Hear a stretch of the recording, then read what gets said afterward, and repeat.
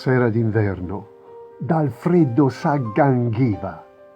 Seduti intorno a un fuoco improvvisato, si cava dalla sporta un tegamino e la cena si fa con l'avanzato.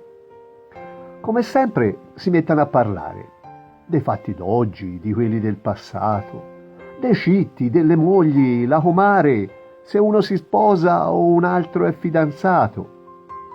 Virgilio era una fonte di cultura, perché aveva battuto la città, subbiando vie e piazze, addirittura se ne sentiva la superiorità.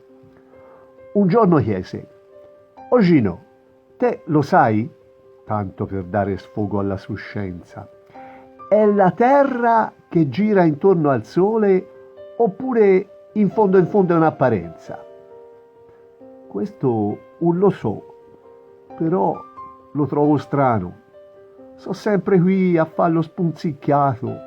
Non mi son mosso mai da Rapolano, nemmeno a Siena mi son ritrovato. Ma dove andà? È qui la nostra sorte. Il tuo cervello fa smette di girare. Rimettiti i camini nelle sporte, giriamo tacchi, andiamo a lavorare. Anzi, mi viene in mente, dai, cammina, c'è una dotta domenica mattina.»